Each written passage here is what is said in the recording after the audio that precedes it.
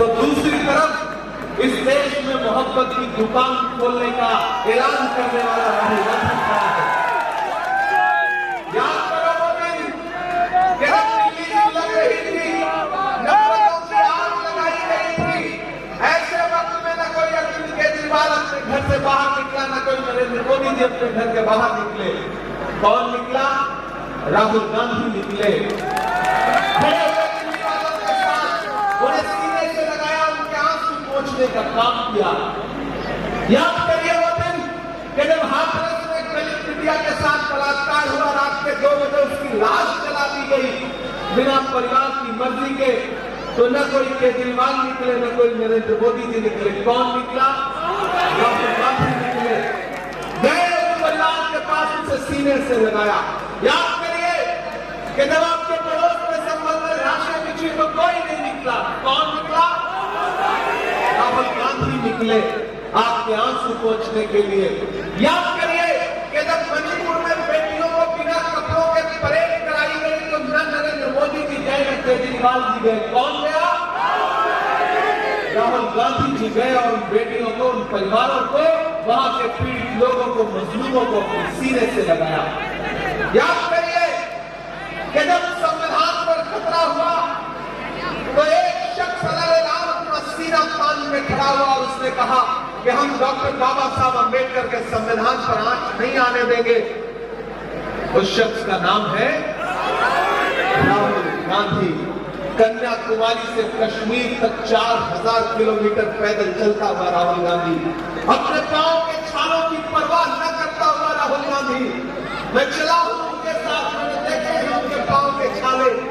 मुझसे मीडिया के साथी कहते थे कि इमरान साहब आप तो शायर हैं, आप राहुल गांधी के साथ पैदल चल रहे हैं, क्या कहेंगे? तब मैं कहता था कि जो हर जालिम से टकराएगी वो आंधी बनाऊंगा, जो हर जालिम से टकराएगी वो आंधी बनाऊंगा। नए अंग्रेज आए हैं, नया गांधी बनाऊंगा। तो मुझे बताओ बिहार वाला, मुझे बताओ बिहार वाला, अगर हाथरस में इंडिया के लिए राहुल गांधी खड़ा है, अगर दिल्ली के दंगों में आपके आंसू पोंछने के लिए राहुल गांधी खड़ा है, अगर संभल के लिए राहुल गांधी खड़ा है, अगर मणिपुर की बेटियों के लिए राहुल गांधी खड़ा है, अगर कन्याकुमारी में राहुल गांधी खड़ा है, अगर कश्मीर में राहुल गांधी खड़ा है, अगर डॉक्टर बाबा साहब अम्बेडकर के संविधान के लिए राहुल गांधी खड़ा है, अगर हिंदुस्तान के लिए राहुल गांधी खड़ा है, तो फिर आपके वोट पर हक भी राहुल गांधी का है। अगर आप अपना वोट किसी बहुरूपिये को दोगे तो फिर तो आप न सिर्फ शीला दीक्षित जी की रूह के साथ बल्कि डॉक्टर मनमोहन सिंह साहब की रूह के साथ भी नाइंसाफी करोगे।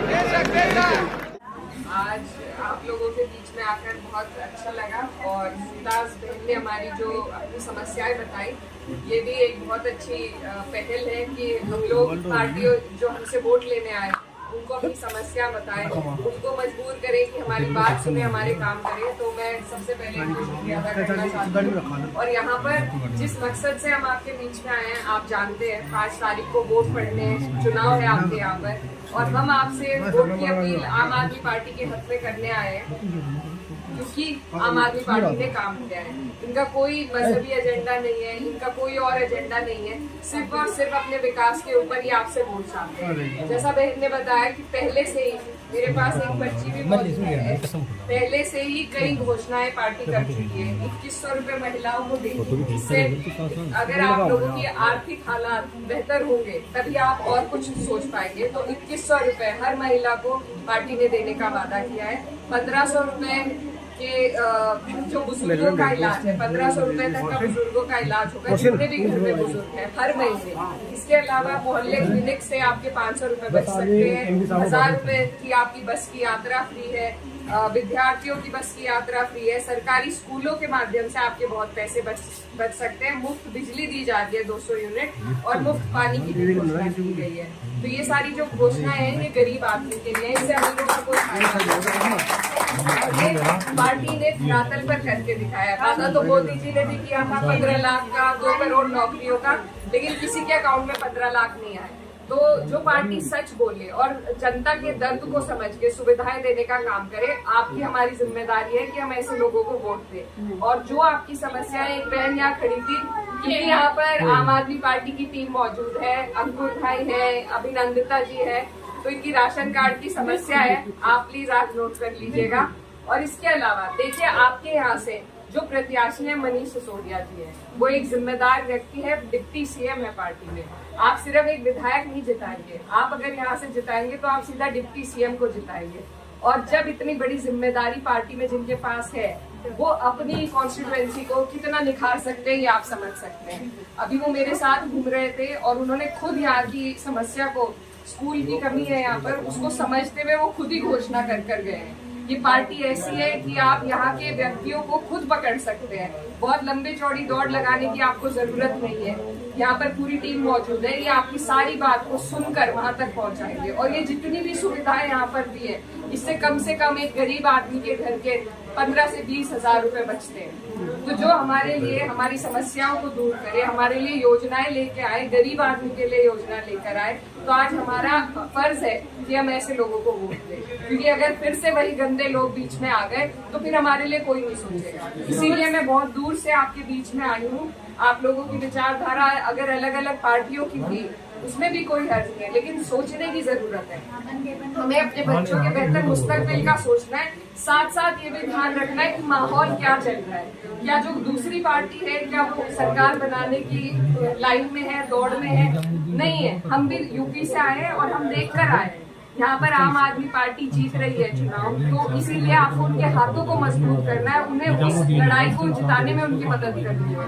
तो इसीलिए आप सबको 5 तारीख है, झाड़ू का निशान है, ये सारी सुविधाएं आपको मिलेंगी। हम यूपी में आपसे 3 गुना ज्यादा बिजली का बिल भरते हैं, तो आपको पहले से ही बहुत सारी सुविधाएं मिलती जा रही है। आप जिस पार्टी से जुड़े हो या ना जुड़े हो, सुविधाएं सबको मिलती है। लेकिन आपसे मेरी गुजारिश है कि जब ऐसे लोग इतना बेहतर काम कर रहे हैं, तो ये हमारा भी फर्ज है कि हम उन्हें वोट दें, उन्हें जिताने का काम करें। और यहाँ पर सुनवाई है, दूसरी जगह पर कितने नेताओं के यहाँ आपको जाना पड़ेगा ये आपको नहीं पता, लेकिन यहाँ पर ये दिल्ली की सरकार है, दिल्ली में रहती है और दिल्ली की सुनवाई करती है। सरकारी स्कूलों को जो इन्होंने 10 साल में बदला है, आप सब जानते हैं। आपके यहाँ पर भी घोषणा की जा रही है, एक यहाँ पर भी बनेगा।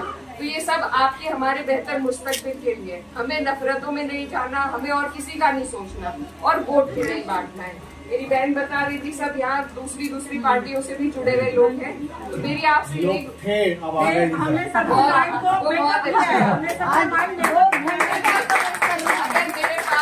अगर मेरे पास 2 रोटी है और 4 जनों में मैं बांट दूं तो पेट किसी का नहीं भरेगा। तो आप लोग अगर एकजुट होकर वोट देंगे तभी आपका वोट कामयाब होगा, नहीं तो वो खराब हो जाएगा और फिर जो पार्टी सेंटर में बैठी है वही आपके बीच में आ जाएगी। और फिर वो आपने मंगल मार्केट की बात पीर बाजार की, ये पार्टियां तो गरीबों की ठेली भी नहीं लगती थी। आप लोगों को उत्तर प्रदेश में भारतीय जनता पार्टी है, वहाँ लोगों को कहा गया कि अपने नाम लिखो ताकि आप लोगों की ठेली से कोई सामान न रहे। तो ये ऐसी सोच की पार्टियां ताकत में आ जाएगी जिससे आपको और हमें नुकसान होगा। तो अगर हमने अब नहीं सोचा, अपनी बेहतराई का एकजुट होकर अब नहीं सोचा, अपने वोट बांट दिए, सबको लिहाज में वोट दे दिए, तो फायदा सिर्फ भारतीय जनता पार्टी का होगा। इसलिए आप लोगों को सोच समझ के वोट देना है, एकजुट होकर वोट देना है और आम आदमी पार्टी को यहाँ से जिताना है। मैं आपसे यही गुजारिश करने आई हूँ। आपकी जो समस्या है, यहाँ पर बहुत जिम्मेदार डिप्टी सीएम की टीम मौजूद है, वो उन तक आपकी समस्याएं पहुँच चुकी है, वो बता देंगे और मैं खुद जाकर सर को बताऊंगी। तो आपकी सारी समस्याओं का समाधान इंशाल्लाह होगा। दुआओं की the Express, news and crime story, सच की सबसे तेज और बेखौफ आवाज। द एक्सप्रेस, यहाँ हर खबर के पीछे की हकीकत बेनकाब होगी, हर जुर्म की काली सच्चाई उजागर होगी। राजनीति के रहस्यों से लेकर अपराध की अंधेरी गलियों तक हर सनसनीखेज खुलासा सबसे पहले और सबसे सटीक मिलेगा।